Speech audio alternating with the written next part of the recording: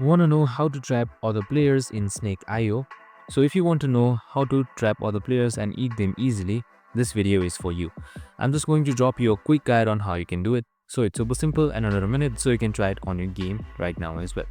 So it's easy. Once your snake gets big enough, you use your body to circle around smaller snakes. Make sure you do not rush it. You need to slowly tighten the loop until they have no way out.